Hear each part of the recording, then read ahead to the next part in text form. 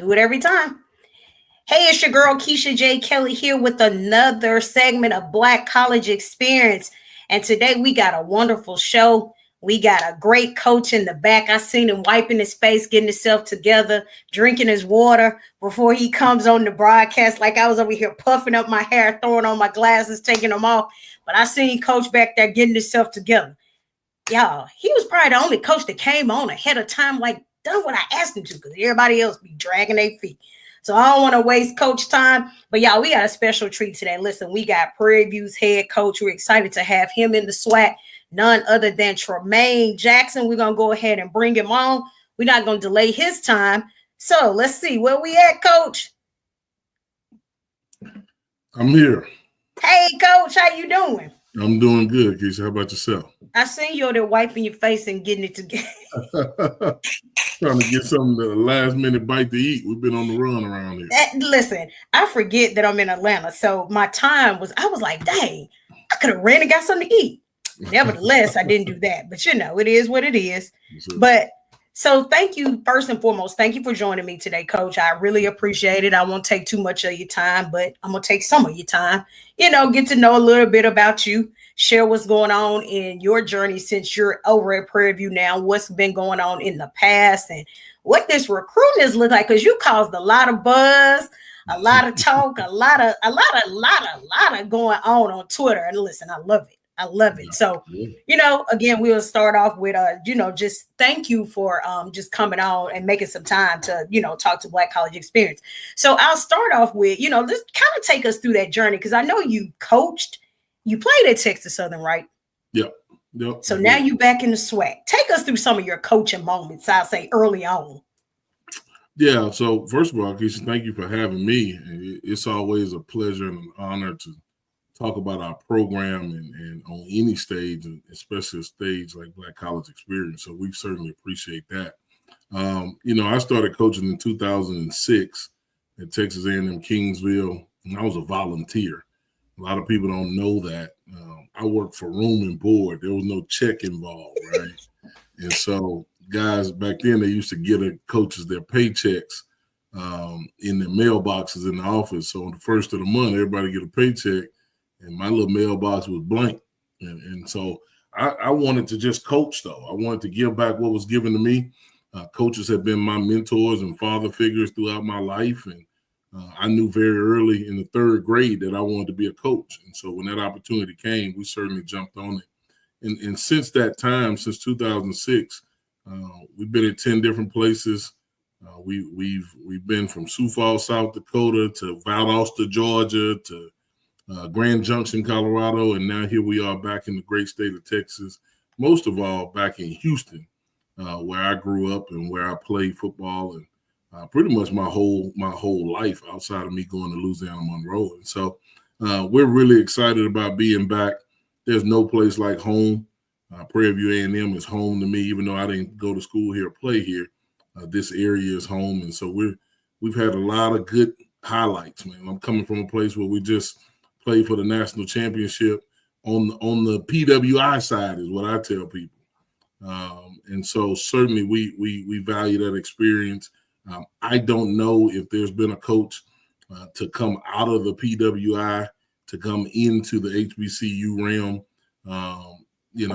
Everybody always keeps stats. We somehow don't keep stats on things like that. But I chose Prairie View A&M, and it chose me. And so we're really excited to be here and to put our brand of football in this conference. So, Coach, let's go back to this. You was playing for room and board, because I'm trying to wrap my mind around that. I didn't heard that. So you had to have another job. You had to have some other job. No, I didn't. And at the time, I was newly married, and we had a 6-month-old daughter. And what I did was went to school and took out a loan and invested in myself. People always talk about investing in yourself. I really did that. I was on full scholarship my whole career, and then I didn't start taking out loans till I started coaching. And so but I wanted to coach. I knew that that's what I was called to do, and we were going to do that by any means necessary. And so outside of legally, we were going to do that by any means. And so we wanted to make sure that I just always felt like it's been in me. And so I wanted to make sure that we learned and we got what we needed from the profession and was able to give to these young men like we are now. And had I not done that, I don't think we'd be in the position that we're in right now. Okay, so and that's funny because most people, we take their loans out during college. That's funny because you took them out after. So that's a blessing, really. It seriously is a blessing to be able to do that in the adulthood versus doing it when you're young. Well, I say young and dumb because that would have been my doing it during college time. But to be able to do that and invest in yourself, did you ever have the aspirations to play professional football?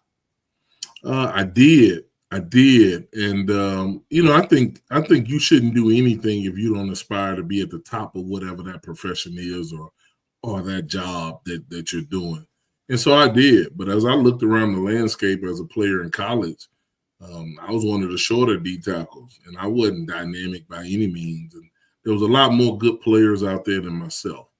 And so I used football to get me to a certain point and really use college football, to learn and get different coaching backgrounds from people on how I was coached.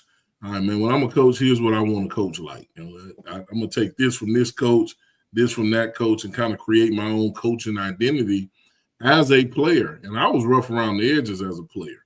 I fell asleep in the meeting. I was that guy, right? Like so that stuff was just boring to me. And so I wanted to make sure that when I became a coach, I didn't bore my players, that I didn't make them fall asleep in meetings. We get on players about falling asleep in meetings, but some coaches are just bad teachers. It just is what it is. Just like that science professor that sounds like the clear eye guy. Some people are just bad at presenting, right? And they make you want to go to sleep.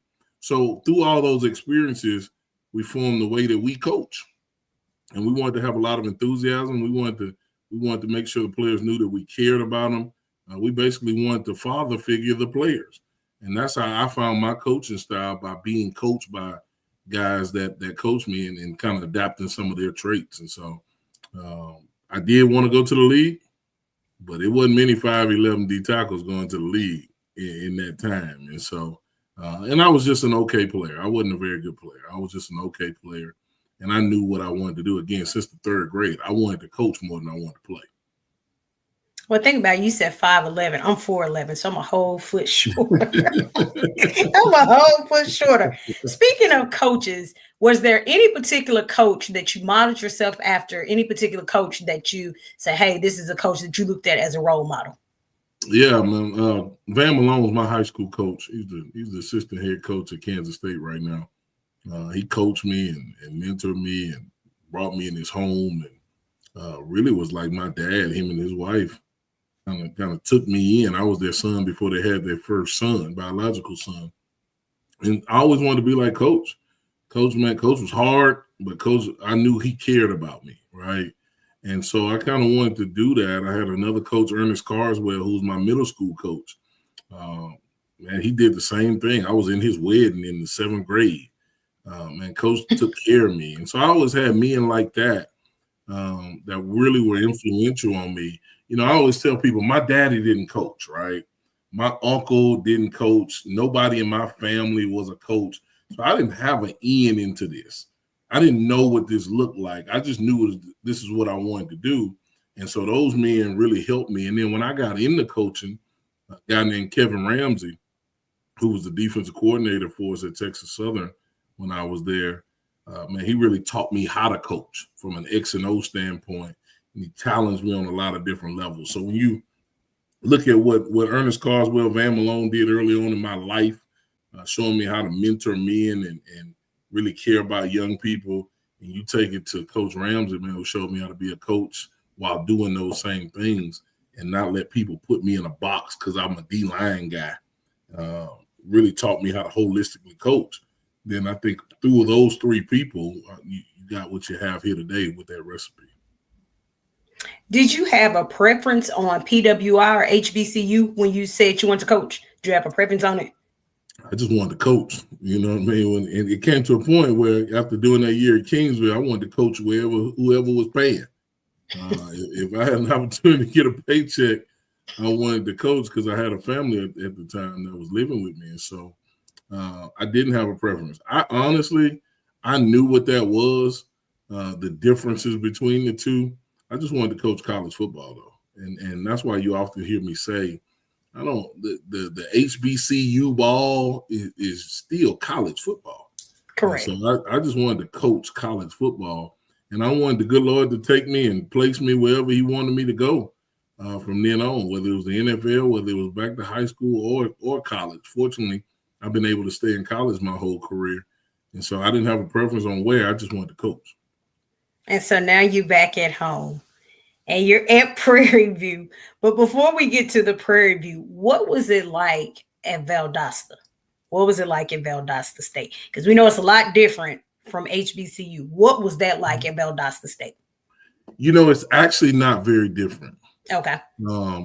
Because people think like HBCUs are low resourced. Mm-hmm. People think HBCUs the experience is bad. We were low resourced at Valdosta State.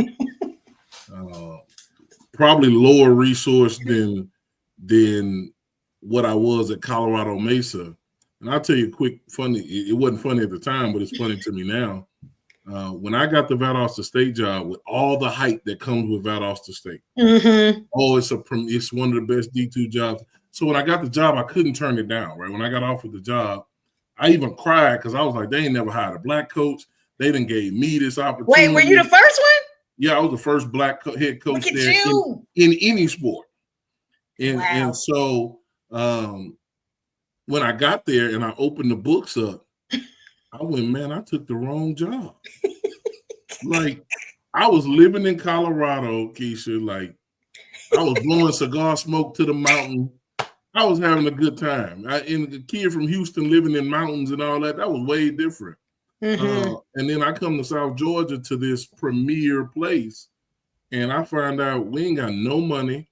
And by the way, 40 seniors just walked out the door, and enrollment is down because of COVID. So you're only going to have 17 of the 36 allotted scholarships. Wow. I go, man, can I get my old job back? But for me, my career has always been being at the bottom and having to work my way out of it. And through staffing, through players, through finding resources, that's always been my career. So we took it as a challenge. But Valdosta State is one of those places where they don't care if you got 2 scholarships. You better be winning. And when we didn't win and we went 5-6 my first year, it was tough. Nobody was trying to hear that we didn't have all the scholarships. Nobody was trying to – actually, people called me an experiment. All right, y'all hired the black guy. He's the experiment. Now get him out of there and get us a real coach. That was printed. And so it taught me a lot. It taught me that even though you're 40 years old, you still have to deal with adversity. Correct. And I could have cowered up, and I actually got offered another job after that 5-6 year. But I didn't leave because I wanted to prove to everybody that it wasn't our fault. It wasn't us. And so Valdosta State really made me confirm what we had in this coaching business, because whether we have no resources or all the resources, as long as we love players and do right by people, good things are going to happen. And so it's a place where it's high expectations with very minimal resources, but nobody cares. And then, this past year was special at that place because it was even lower resources because we got a new AD and he wasn't giving up nothing. But the players really took over. The players didn't complain. And those dudes went to work. And I'll give you this quick tidbit and then we can get off of them. Oh, no, you're good. It's a play. You're in Atlanta, right? Mm-hmm. So you've heard all the Valdosta State Mm-hmm. deals, right? We bought our conference championship rings in 2023. Okay. Like each player bought their own ring. Wow. And so we had just won the 10th conference championship and we had to buy our own conference championship rings. Just kind of tells you the place. And it is what it is, right? Like I didn't care. Those kids bought it. I bought it. I was the first black coach to win the Gulf South Conference, and that year in 2023, I was the only black coach in America on any level to win a conference championship. So I wasn't gonna let them not buy a ring, right. And so we bought our own rings, and we were about to buy our own rings this past year, but I put out a tweet basically saying, "Hey, if you played for us, here's the place you can go to buy your rings." Somebody saw it and was like, "Man, what? They don't pay for rings?" They weren't gonna pay for rings. And all of a sudden, when the hoopla got going on Twitter, they came up with some rings. And so, but they changed the ring and basically got the cheapest version. But that's neither here nor there. So at least the players from last year's team, they're gonna get rings on the school like it should be. Well, hey, sometimes you got to do that. I've been in their tweet place. I've been in that place too. Because some people, they just don't like that confrontation. They don't like all that stuff. If you can read what I'm saying, some people don't like that in their face. Sometimes you got to put it in their face because a lot of times they don't like to hear it. But until you said that, I never would have known that about Valdosta from what they paint, from what I've heard, from what I see. I never would have known that. But hearing that directly from somebody that actually coached there, completely different perception. Yep. And we went through a hurricane last year. We went through a hurricane. We stayed in Atlanta for a week. Those guys will always be near and dear to my heart because of what that team had to endure. And to still go and play for the national championship, to go 13-1, they did a good job. It was a player-led team, though. From the quarterback Sammy Edwards, who just signed with the New York Giants and is going up there to get a shot, to Larry Elder, who should be signing here soon, a safety for us. Those guys led the team, and it's way better when the players run the team instead of me running it all the time. So they did a really good job with that, in spite of all the things they had to overcome. And that's nice. So now we switch. We go over to Prairie View. We arrive back into home, as you said, back into Houston. Yeah. That decision came. What was that like when you made that decision to go to PV? Or you said I chose PV and PV chose me. What was that like? Yeah, so our AD, Anton Golf, it had nothing to do with the colors, did it? No, it didn't have nothing to do with the color. No, it wasn't. That was all just a bonus. I actually wasn't going to do it. I saw the job when it came open. I was like, that's good. I hope they find them somebody, right? And I had a conversation with our AD, Anton Golf. And once I had that conversation, I knew he was supportive of football. He was supportive of the vision that I had for the program. He wanted to win. He then, got me on the phone with the president, Dr. LeGrand. We had a call that I thought was awesome. I understood that she was a winner and a competitor. And I thought it was the right place at the right time with the right alignment. I was going to be very careful about where, if anywhere, we went next because of the alignment. We had some alignment issues at places that I had been before. And here's what I mean. I'm really about student athletes, male, female, or whatever. Like, I'm really about that. And so if you're not about giving them the best experience, I ain't about it. But what people don't understand is it costs to win and it costs to give people a great experience. That's why every restaurant is not a 5-star restaurant, because it costs to be a 5. When you go to a 5-star restaurant, you get a 5-star experience. And so I wanted to make sure I was somewhere that aligned with what we thought about players, what we thought about players post-football. And when I had the conversation with AD Golf, we clicked right off the at the beginning, because he's about the same things. Then I talked to Dr. LeGrand. She's about the same things. And here's the thing that we really all agreed on. We weren't about being just the very best SWAC school. We understand what conference we're in. We understand that there's a lot of good schools in the SWAC. But we wanted to set ourselves apart. And because we're in the state of Texas, where football is king, and we wanted to be a premier FCS program in this state. And so we understood what that looked like. We knew what that meant. We understood the commitment that it took for that to happen. And when all those things fell into place, it was a no-brainer for me. Not to mention, my daughter is a freshman at the University of Houston. So I'm able to be in the same city as my daughter. My mother is in Houston. When you start adding all those things on top of it, it really made a lot of sense. But I've always thought Prairie View A&M, since they built the stadium, was a place that should be competing at a high level. We've had some really good coaches come through here and do a really good job. I felt like we had some ingredients that might be able to push us over the top. AD Golf agreed, and now here we are. Now, is this the same child that was a little child when you first started? That was a little baby. Yeah. Now she a freshman. Now she a freshman in college. Yeah, it goes quick. They grow up so fast. They grow up so fast. So now that you're in Houston and now you're at Prairie View, coming in, new head coach, the recruiting, how do you get the guys to buy in? Because it's always about the buy-in. How did you get these guys to buy in? Even the coaches. How do you get the coaches to buy in? Yeah, I'll start with the coaches. You know, I was able to bring 7 guys with me from the last place. Okay.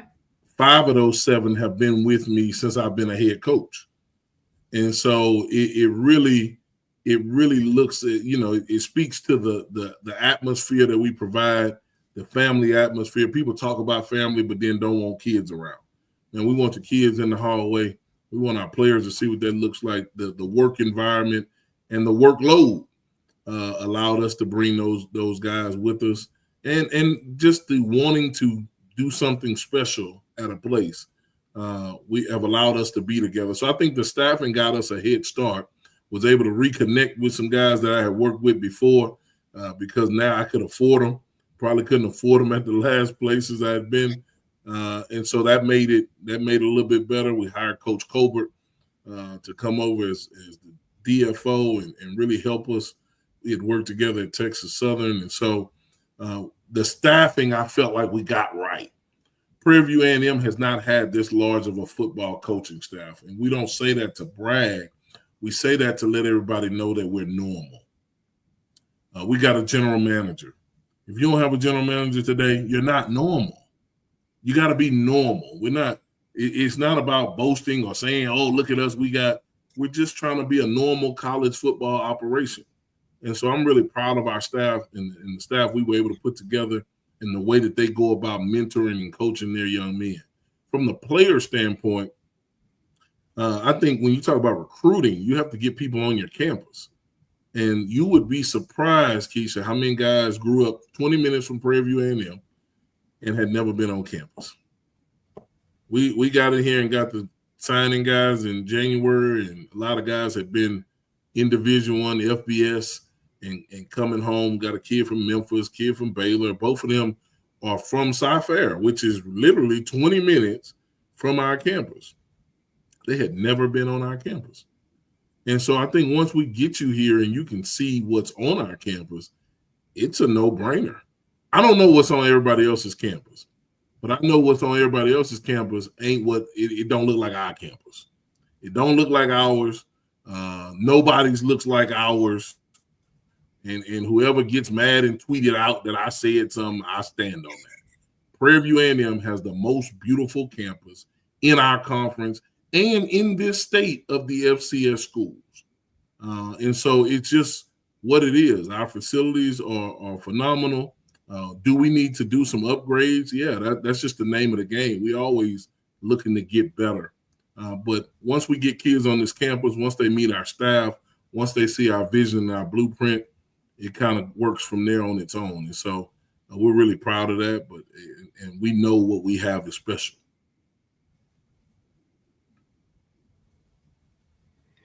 I've never been to Prairie View. I've heard so much about it. I see all the pictures, and I know they tell me about it all the time. They talk about how great it is and how wonderful it is, and they compare it and who's better, them or Alabama State, and it's that whole thing. And I'm like, all right, yeah, I just look through and scroll through, but I mean, I've heard nothing but great things about Prairie View, nothing but great things about the campus and the facilities and all of that stuff. And like you said, we always trying to get the upgrades, but shoot, if y'all are top tier, then I don't know what type of upgrades you trying to get. So now that you got the guys there, what is the camaraderie like? What is the locker room like? What is it like with the guys? How does the team bond? Because y'all finished spring practicing, spring game. Yes. What was that like? So there's 3 different teams, right? There's the spring team. Okay. Then there's the summer team, and then there's the team, right? Okay.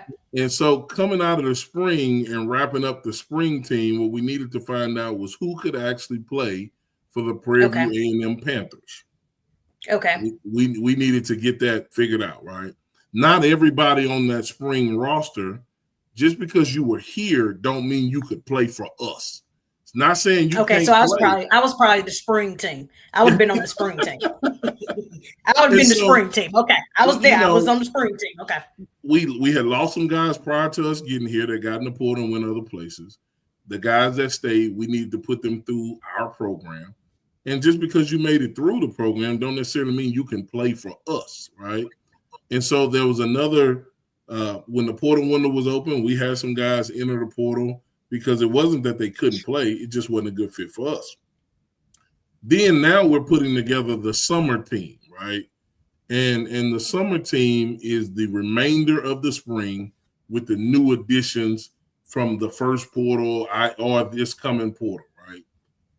And then we'll add some more guys in the summer. That'll be the summer team. When we get to fall camp, that's the team. So I would say coming out of spring, we were able to lay the foundation down for our program. It is definitely a lot of excitement at Prairie View A&M right now from a football standpoint.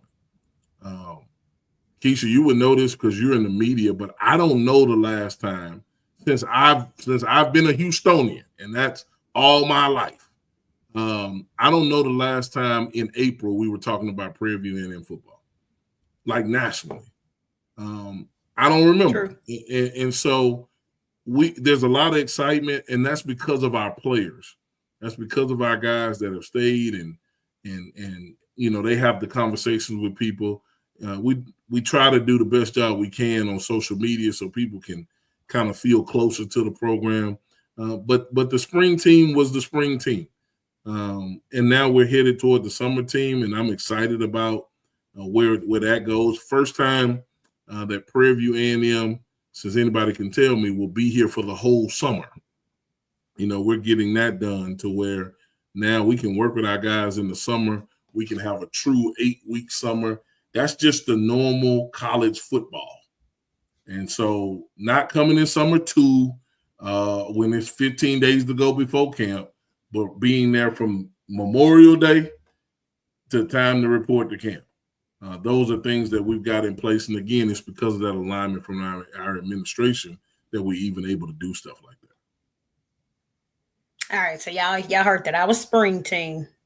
They about to bring in summer team and fall team. I wouldn't have made the cut. I would have been in the beginning. I wouldn't have made it out. Y'all saw that. I wouldn't have made it. I'm really small, so I wouldn't have made it out. Speaking of the portal, what is your opinion on the portal? Because now this is what I always say. It can be a gift and a curse, but you don't want to get, and die might be an extreme term, but I always say that do not get in the portal and die in the portal means you got stuck there. A lot of kids get stuck in the portal because they think it's going to be better if they go somewhere else, that they can do better if they go somewhere else. And what I've seen a lot is kids will have, and I say kids, players will have a great season, and then boom, they're in the portal the following season, right after that great season. What is your opinion on so many of these guys getting in the transfer portal? 2009, when I was at the other place, I thought I was the portal before the portal. We used to find kids. We used to try to get kids. I remember calling a kid, and he was like, "Coach, I don't even know how you know that I'm leaving Missouri because I literally just talked to the head coach and told him." I'm like, hey man, we need you to come. and I've always dealt in the transfer world.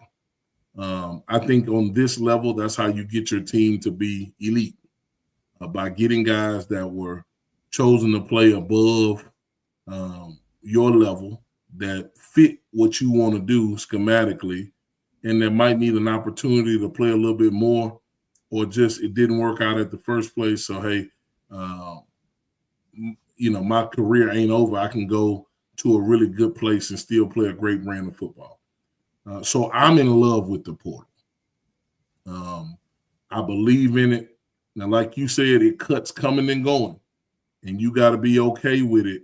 The number one wide receiver in the portal right now is a guy named Ted Hurst. Ted Hurst was a freshman that I signed at Valdosta State for $3,000 of a scholarship. And now Ted Hurst is commanding $500,000 of NIL money. And so it worked for Ted Hurst.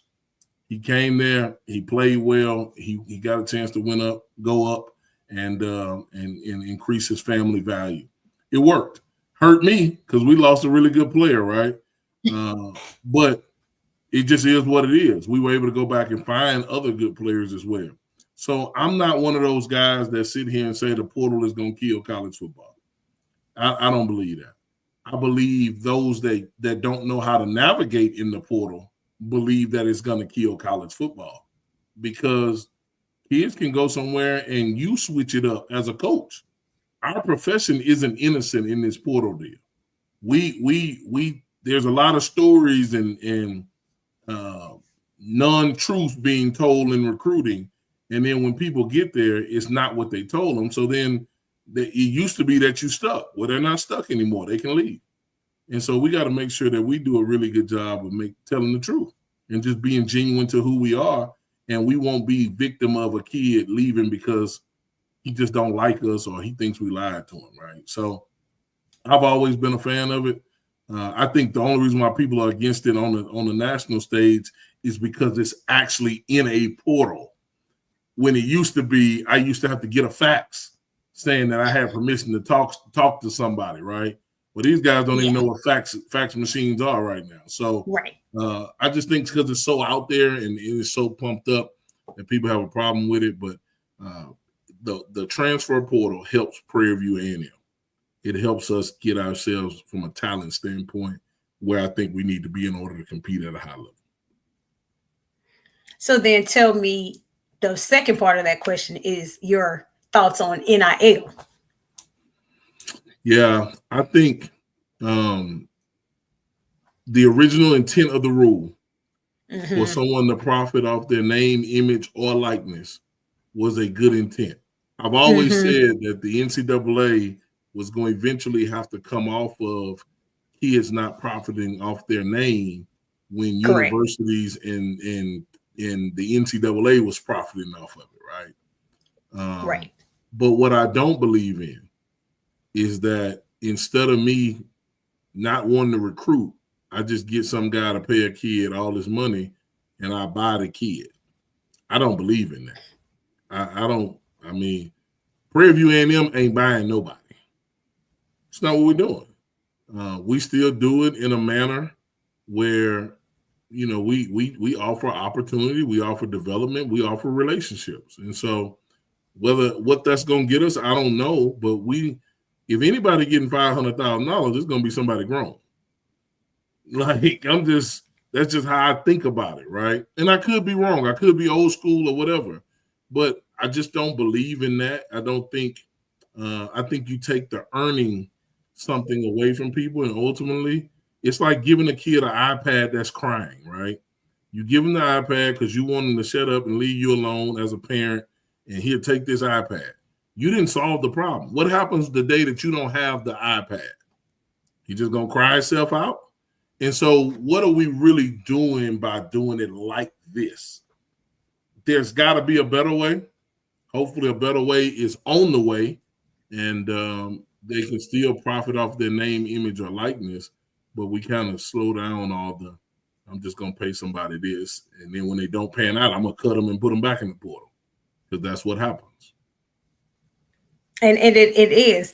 And just listening to you, I can hear the passion for it being really about the student athlete. And that's one of the things I always like. The student athlete is the center of everything. If you don't have the student athlete, you don't have anything. And a lot of times in this business, people forget it's the student athlete that everything is centered around. We get caught up in so many things. So you and your staff, you're developing young men. That's what you're doing on a day to day. You're developing young men. You have gotten them to actually buy in. So now let's go to this recruit that you've done that caused so much fire on Twitter. It was just like, nope, I don't agree. Nope. And I'm this person, y'all. I've been a coach once in my life. I coach cheerleaders. That's so much different from coaching football players. And I'm one of those people like, hey, that's a coach. Those coaches get paid. That's what that coach want to do. That's that coach's program. That means that coach know what that coach is doing. What was the method behind the madness? Because then I start seeing the little, I start seeing the dogs. Now I knew what the dogs was, of course. We knew what that one was, and the purple and the gold. I was like, that just kind of fit. But what was the method to the madness? Because then it was like, oh, he misspelled this and he said that. What was the method to the madness with the whole recruiting on Twitter and how you got the fire started? Let me first say this. In football, when you recruited as long as I've been able to recruit, highlight is spelled Hilite. That's how it's spelled when you ask a kid to send you. They say, Coach, I'm sending you my highlight. And so if you don't understand that, that's fine. But how dare you say I don't know how to spell? Because obviously to get to this point in my career and to be the head football coach at Prairie View A&M, obviously I know how to spell. And so I thought that was extremely funny that people read through the whole thing and that's what they found. And if I was a bad speller, certainly I would have spelled other words wrong because that's just what bad spellers do, I guess. I don't know. I've never been one. But the whole premise behind the messaging was, hey, listen, at Prairie View A&M, the portal was about to open. We were going to deal in the portal. We've got a bunch of followers on social media. Kids were already starting to follow us even before the portal window opened, even though we couldn't talk to them. I didn't want to waste anybody's time, and I didn't want my time wasted. And so we put out those things. I said, listen, these are the things that it takes to play for us. Don't call me TJ or Jack or whatever, like some people allow their kids to do. Right. Don't have your transcript already ready to go with your highlight and your film and all that stuff. I told them to pray, talk to your girlfriend, the dog, whoever you need to talk to, because you don't have a lot of time and neither do we. When that was said, it was almost like, how dare he? How dare he say that? But listen, if you don't like it, you don't have to comment. But we live in this world where everybody wants to be seen saying something. Correct. Or everybody wants to be seen with somebody being seen. And so the message was clear and it was out there. And I was only talking to people that had an interest in Prairie View A&M football from a recruiting standpoint. Uncle Charles, that ain't played football in 30 years, that had a comment negatively about it, I wasn't talking to you. But it is America, and you can say whatever it is you want to say. However, what you saw was a conversation that is being had privately, now be had publicly. And you see the divide. Now, there's probably more people that supported the message than that didn't like the message.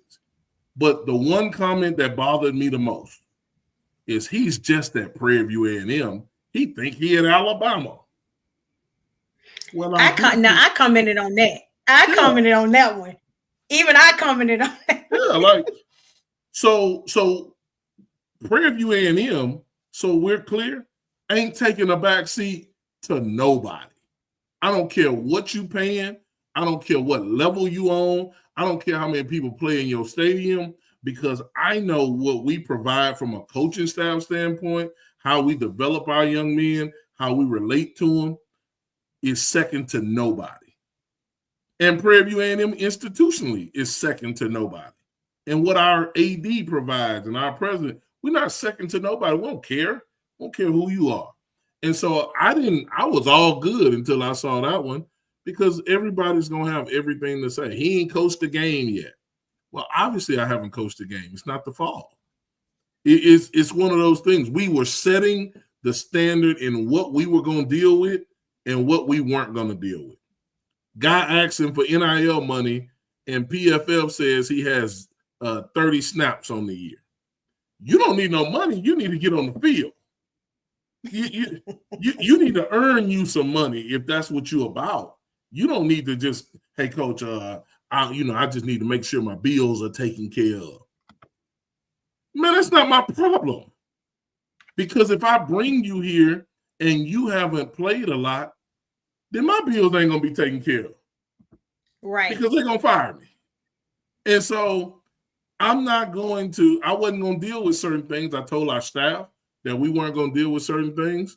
And we chose to put it out there on what we were and what we weren't going to deal with. And our standard is our standard.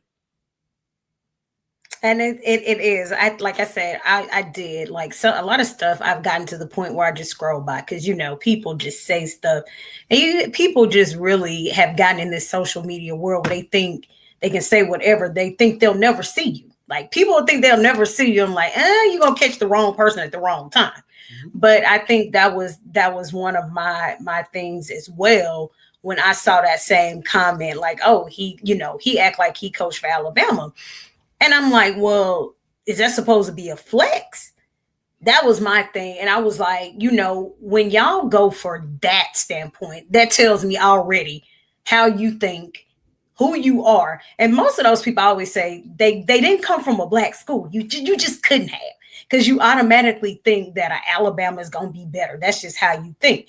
And so when I saw that, I was just like, so I was seeing, it was like, oh, he's, and I was like, well, do y'all read the thread to kind of see where stuff is? And I was like, you do realize, like, he ain't backing down from what he said now. Mm-hmm. I was like, he responded to some of it. I said, but he's not going to back down from what he put out there. He put it out there for a reason.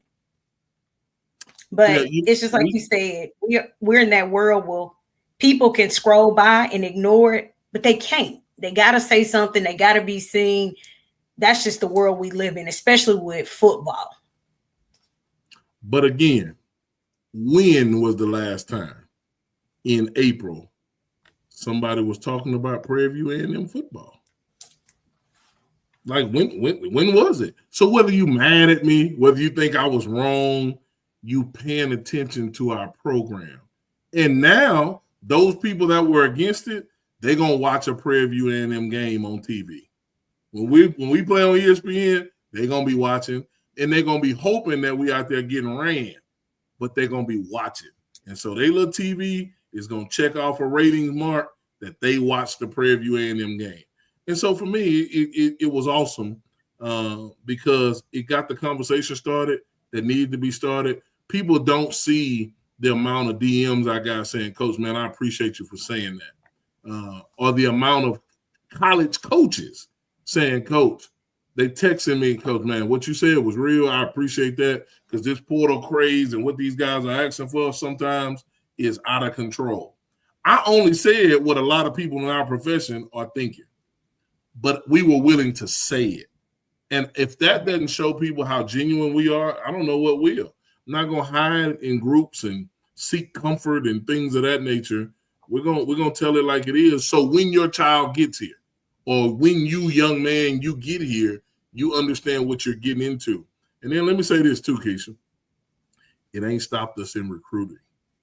It ain't hurt us in recruiting. It's helped us in recruiting, because now parents are going, I know where I'm sending them to. Tremaine Jackson don't wear chains and dance with you on videos. I don't do that. Tremaine Jackson is like a father figure. I'm going to make sure you do what you're supposed to do.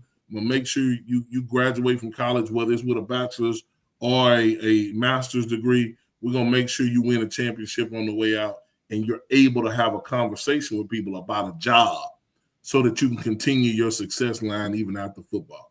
That's not the only way to do it. That's just the way we do it. And we embrace the way we do it, and we don't back down and play second fiddle to anybody while doing it. And you have that right. That's, every coach has their way, and that's your way. Now, one thing I heard you say, the end goal is to get to Atlanta. That's the end goal. Now, for some people, you're lucky enough to play in the MEAC SWAC. You start in Atlanta, and then you want to end in Atlanta. Southern and North Carolina Central get the luckiness of starting in Atlanta. I'm Southern University, so we get to start in Atlanta. I don't know if we're going to end in Atlanta, but of course, that's the goal for everybody. Mm-hmm. That's every coach's dream, to end in Atlanta. Jackson State was in Atlanta. They won Celebration Bowl. Coming in with that mindset, that's your end goal. What did you tell those guys in having that conversation? This is the end goal, to make it to Atlanta and win a Celebration Bowl trophy. We simply told them, down in the valley, whoa. There's a place. I mean, you can say it how you really want to say it. Wow, like the name of the place ringing in my ear. Atlanta, Atlanta, Atlanta. Atlanta is the land of the purple and gold. That's what we said. When we took this job, you just got to realize, half my staff just played for the PWI championship, as they call it. We lost. So when you walk in the door of the next football building, all you want to do is win the national championship because you got there and you didn't win. And so as a competitor, that's all we want to do. Well, I took this job on the premise that this place in our university should be contending for national championships. So when we came in the door, that's what it was about. We start with the end in mind here. And we understand that we got a long schedule to get through. We understand that we have to start off fast with a win in game one. We understand all of that.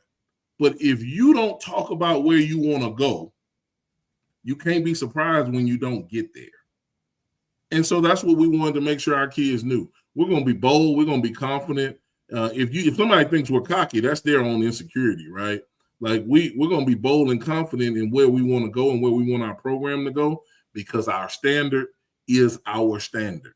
And the standard of our program is to win game one, win the SWAC West, host the SWAC championship game, win the SWAC, and get to Atlanta and win the Celebration Bowl.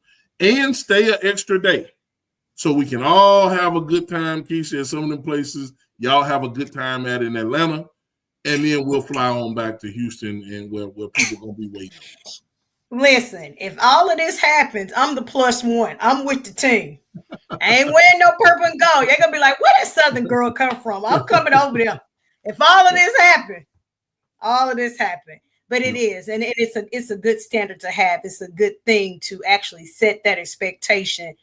Or I would say it's like the team got the dog in them. We know you got the dog in you. So it's like you put that in the team's mind, and they have bought into it, and the coaches have bought into it. And it's a great thing for them to actually have that mentality. This is where you start. So first game of the season, is it Texas Southern? Or y'all start the season? That's what it's what's the classic? Labor Day Classic. That's right. Mm-hmm. Labor Day Classic. So y'all start off with Texas Southern. Any anticipations of that game? What are you into? Well, besides the win, because you already said you want to win game one. Yeah, I mean, we're not going to walk out there to just compete. We're going to walk out there to be successful. I hear they like to sing and mock us singing the song in Atlanta and all of those things. So I think that's cute. But, it's a rival game. We thrive for things that have trophies involved. And so to be able to start fast, we don't get to start with a warm-up game like some people in our league. We don't get a chance to start with a fluff cake. We have to start with a SWAC West game, an in-town opponent, and we get to battle for Houston. We say Houston is ours, even though we sit on the hill 30 miles outside. Houston belongs to us. And so we get a chance to fight it out. And that's when you throw everything out the window, and there's a lot of emotion going. And I don't know what's been happening in this rival game, but I know what happens in rivalries. And in rivalries, we get ready for those just a tad bit differently than we do the average game. And that just is what it is. But especially for me, because I played there and I coached there. My family, half my family went to school there. It's a little bit different. August 30th, the day of our first game, is my birthday. So I'll be turning 42 years old that day. It's a lot going on with that game, right? Ultimately, the Panthers need to win. If the Panthers win, then we'll be all good for the rest of the evening. But we certainly look forward to August the 30th to be able to show our product to our fans, to be able to show our players off, and everybody can see what they've been working toward as we take that first step toward getting to Atlanta. So you got to have a cake on the side for birthday cake / celebration. So birthday cake is the ultimate. Y'all win, it's like celebration. But the cake is definitely, okay, we got to have a cake because it's your birthday. You got to have a cake on the side. So, Coach, before we close it out, I got this thing I love to do called a hot seat. I love the hot seat. You just answer with the first question, the first answer that come to mind. You ain't got time to think about it. Just the first answer. Okay. All right. You ready? Ready. All right. Favorite genre of music? R&B. Fall or spring? Fall. Flats or drums? Drums. Cold or hot? Cold. Casual or dress up? Definitely casual. Of course. Outside of football, a sport that you would like to learn? Golf. Do you play? I do. I got clubs. I don't know if I play, but I got clubs. Do you have siblings or are you the only child? I've got 3 siblings. Chicken or fish? Always chicken.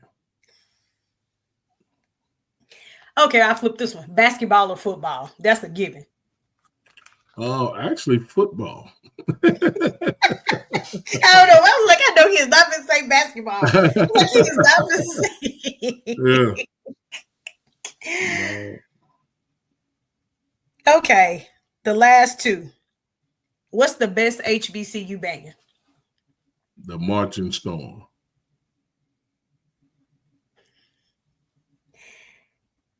I'm going to give you 2 more. The best fraternity in the world.